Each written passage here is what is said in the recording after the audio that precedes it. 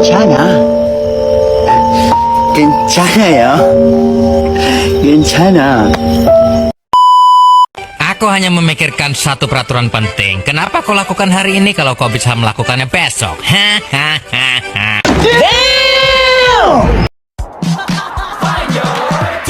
트레저와 함께 달려 Ready for action, let's go 추억 건물을 찾으러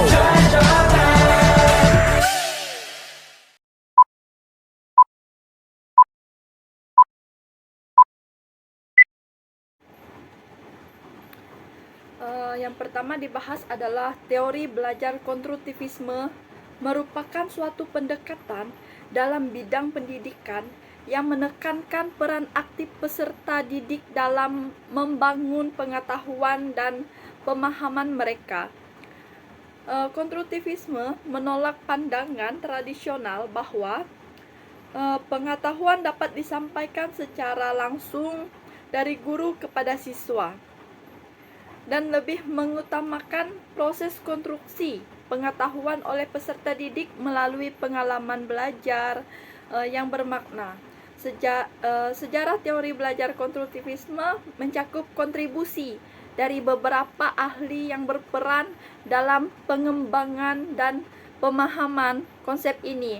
Beberapa tokoh kunci dalam sejarah konstruktivisme antara lain ada Jean Piaget 1898 sampai 1980. Sebagai salah satu pelopor konstruktivisme, Piaget mengembangkan teori perkembangan kognitif.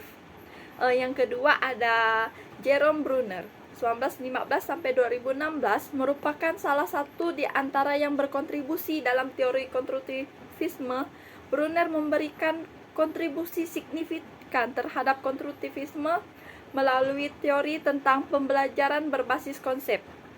Ia mengemukakan bahwa materi pembelajaran sebaiknya disusun secara struktural agar sesuai dengan kemampuan pemahaman anak pada tahap perkembangan tertentu.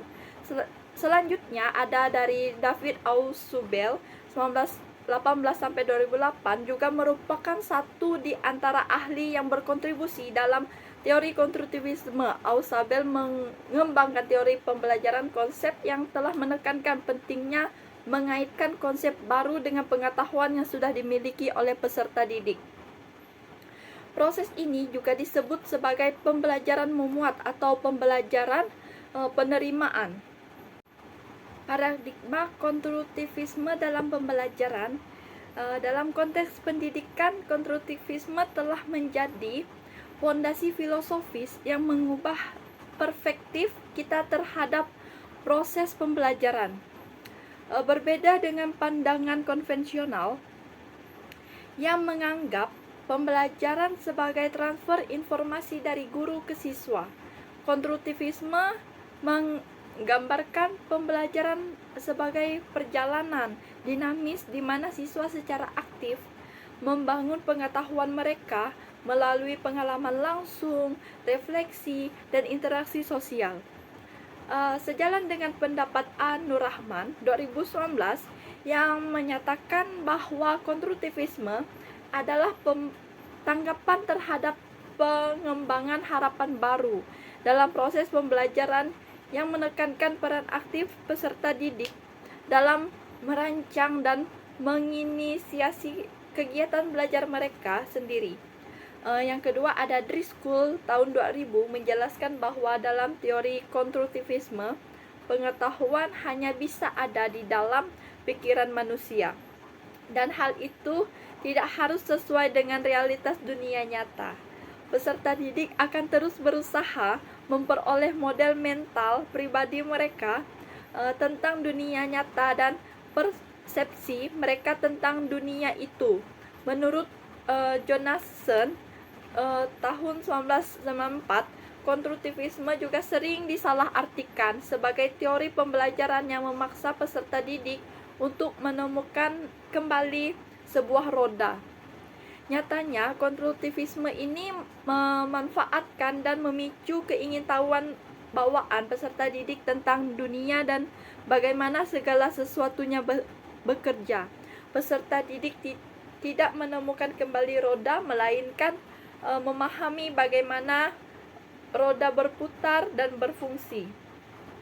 Konstruktivisme dapat dikelompokkan menjadi dua, yaitu konstruktivisme kognitif dan konstruktivisme sosial. Keberhasilan konstruksi pengetahuan dapat berasal dari kemampuan kognitif peserta didik atau kognitif konstruktivisme dan melalui interaksi sosial dengan guru, teman sebaya, orang tua, dan melalui hal yang lainnya. Sosial kognitivis Sentrop 2011, konstruktivis kognitif lebih menekankan pada konteks individu, sedangkan konstruktivis sosial lebih menekankan pada konteks interaksi sosial. Humanistik adalah aliran dalam psikologi yang muncul sejak 1950-an. Aliran ini memandang bahwa manusia sebagai manusia, artinya manusia adalah makhluk hidup ciptaan Tuhan dengan fitrah-fitrah tertentu. Ciri khas aliran humanistik adalah berusaha untuk mengamati perilaku seseorang dari sudut si pelaku dan si bukan pengamat. Sebagai makhluk hidup, ia harus melangsungkan dan mengembangkan hidupnya dengan potensi-potensi yang dimilikinya. Teori humanistik lebih mengedepankan sisi humanis manusia dan tidak menuntut jangka waktu pembelajaran mencapai pemahaman yang diinginkan, akan tetapi lebih menekankan pada sisi atau materi yang harus dipelajari agar membentuk manusia seutuhnya. Proses belajar dilakukan. Pelajaran mendapatkan makna yang sesungguhnya. Belajar atau disebut ausab sebagai meaningful learning. Meaningful learning bermakna bahwa agar belajar adalah mengasosiasikan pengetahuan baru dengan prior knowledge atau pengetahuan awal di pembelajaran.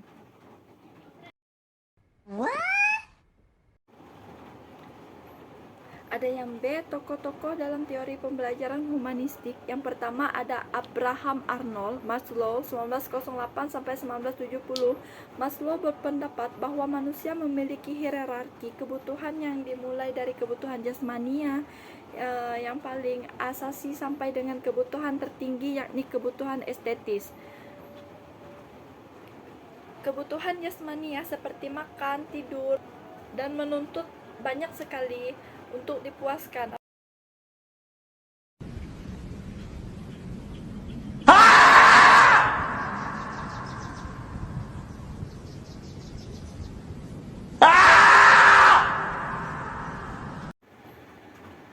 Tokoh-tokoh yang ada di dalam teori belajar humanistik, yang pertama ada Abraham Harold Maslow 1908 sampai 1970. Maslow berpendapat bahwa manusia memiliki hierarki kebutuhan yang dimulai dari kebutuhan jasmania yang paling asasi sampai dengan kebutuhan tertinggi, yakni kebutuhan estetis.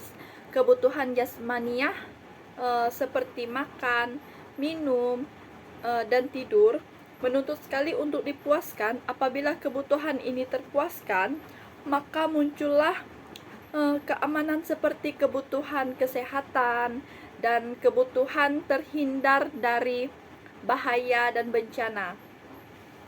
Berikut adalah kebutuhan untuk memiliki dan cinta kasih, seperti dorongan untuk memiliki kawan dan berkeluarga, kebutuhan untuk menjadi anggota kelompok, dan sebagainya. Yang kedua ada Karl Ransom Rogers 1902 sampai 1987. Yang pertama ada hasrat untuk belajar.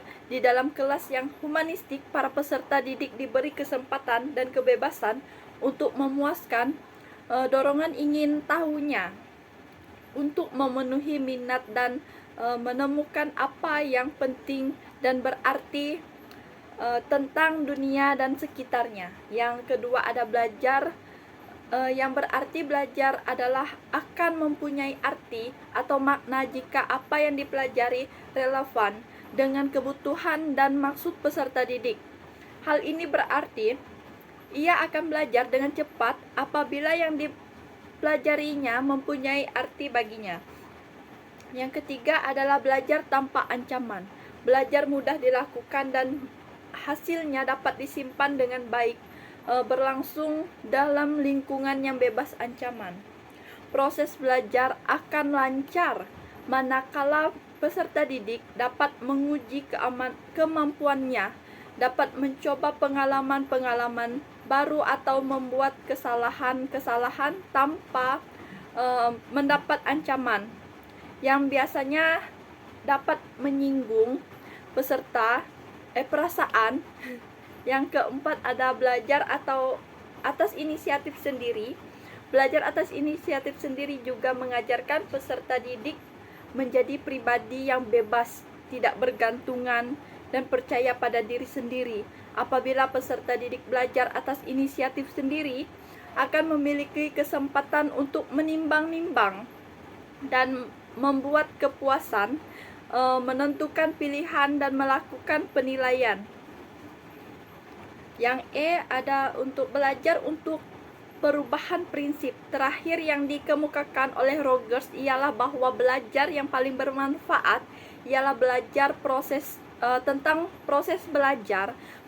Menurut Rogers, dahulu kala peserta didik belajar mengenai fakta-fakta dan gagasan-gagasan yang statis. Waktu itu dunia lambat berubah dan apa yang diperoleh di sekolah sudah dipandang cukup untuk menuntut zaman. Yang ketiga ada Arthur Ward 1912 sampai 1999. Menurut Combs, perilaku yang keliru atau tidak baik menjadi karena tidak adanya kesediaan seseorang melakukan apa seharusnya dilakukan sebagai akibat dari adanya sesuatu yang lain yang lebih menarik atau memuaskan. Misalkan, guru mengeluh peserta didiknya memiliki minat belajar yang rendah. Sebenarnya itu disebabkan para peserta didik itu tidak berminat melakukan apa yang dikehendaki oleh guru.